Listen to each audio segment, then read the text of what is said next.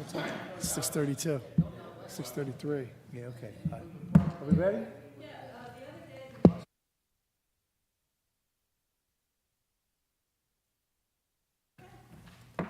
Evening, everybody. The regular planning board meeting is in session in the city of Cape May, and in compliance with the Open Public Meetings Act of 1975, adequate notice of this meeting has been provided.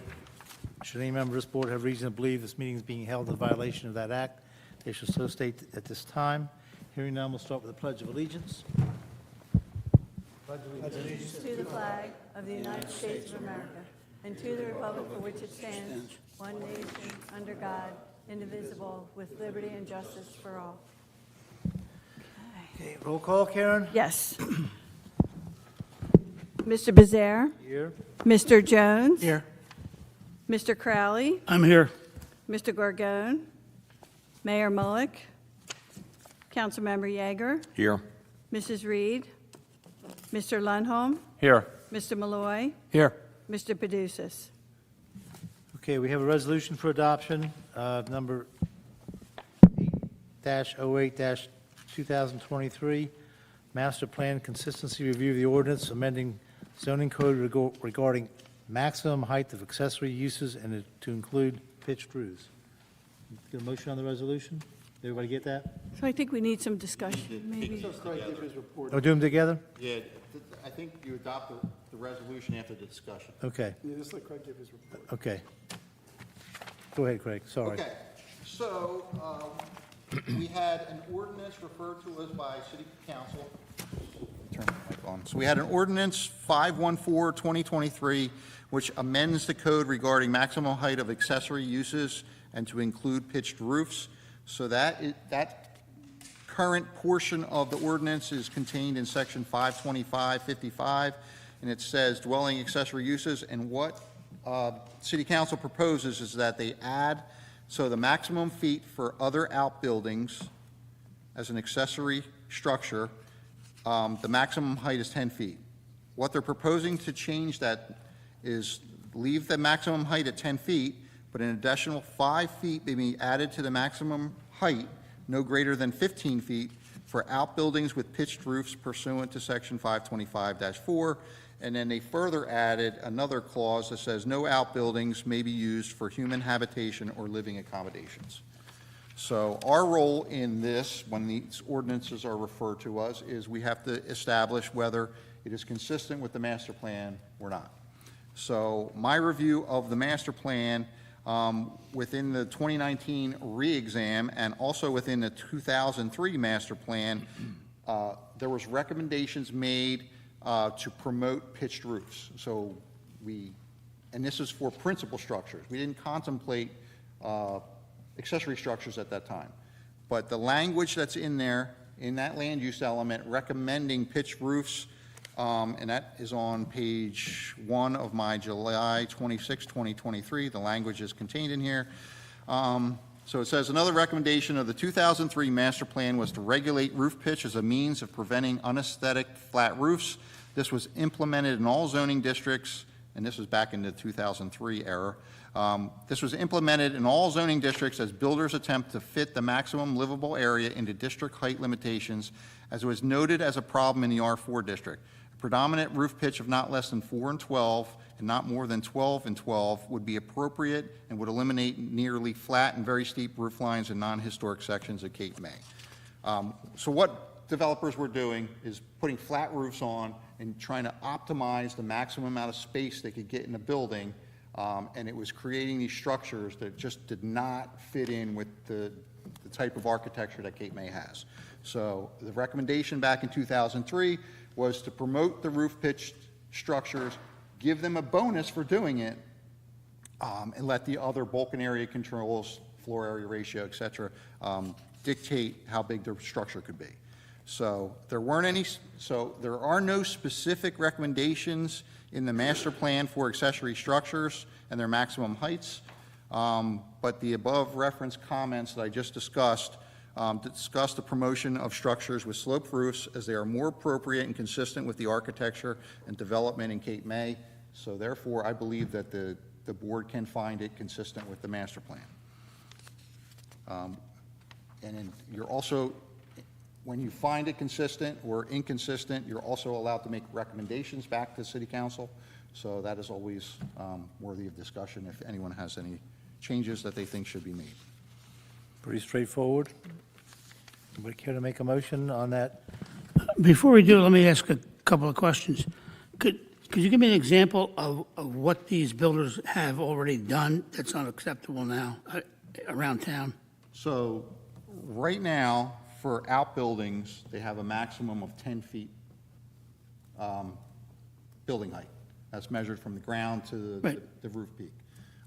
What they try and do is they'll put a flat mansard type roof on. Well, that's my point. That's actually my question. Where has that happened? So we can take a look at that. I can't think of any offhand, but I know that that has occurred. Do you not agree with the concept?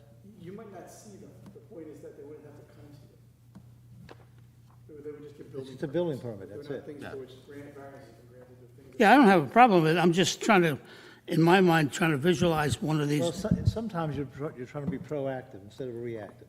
You're trying to encourage that sort of thing. And that's what this ordinance does. But this actually didn't come from the master plan.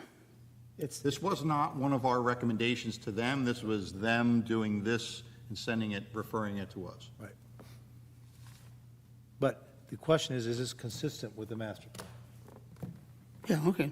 And Craig just gave us the rationale that he thinks we can say it is consistent. And I would make a motion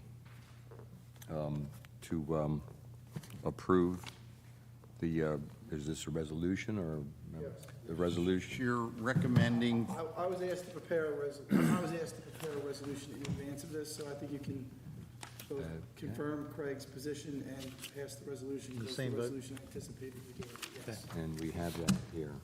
Yep. This is an ordinance. So your motion is to approve the fact that it's consistent with the master plan and approve the resolution. Correct. Second. Okay, we have a motion by Councilmember Yeager, seconded by Mr. Lundholm. Councilmember Yeager, Yes. Mr. Crowley, Yes. Mr. Lundholm, Yes. Mr. Malloy, Yes. Mr. Jones. Abstain. Okay, Mr. Bezare. Yes. Thank you. Okay, we have minutes to, What? I wasn't here when they actually heard most of this last week, the No, last no, meeting. no. It's fresh. You heard everything about it. You can vote. Vote yes. Thank you. okay, we have the minutes of the July 11th meeting for approval. Motion to accept them. Thanks, Rick. Do I have a second? I'll second. Thank you. We have a motion by Mr. Lundholm, seconded by Mr. Malloy.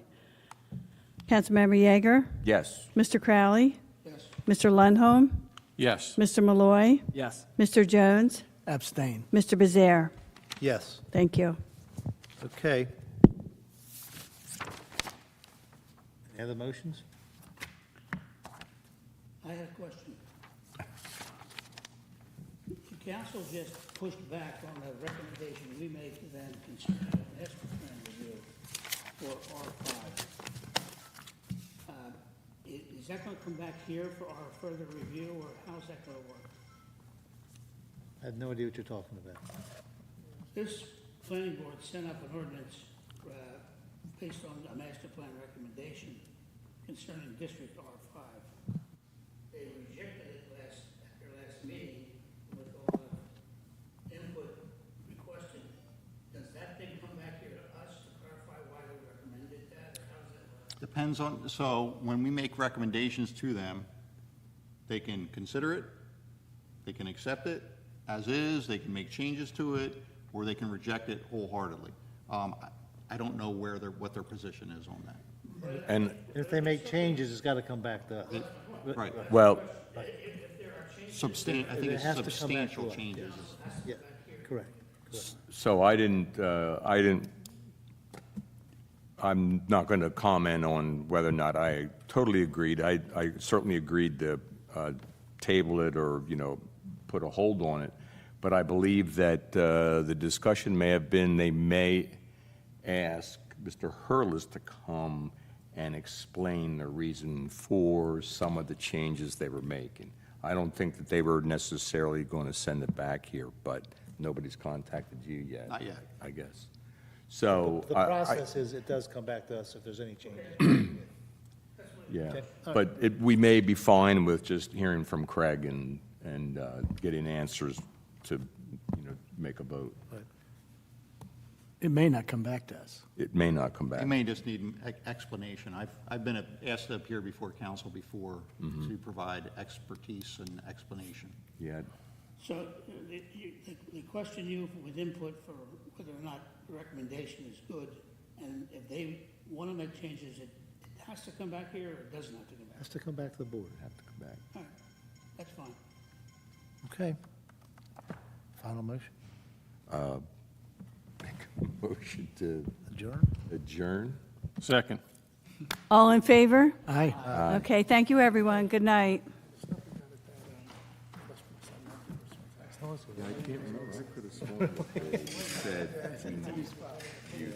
Probably, no one's ever talked to me about it. Nobody said anything. I heard what it was. It was the 2,500 square feet versus the 1,500 square feet. That was part of it. That's And the- you know what, that,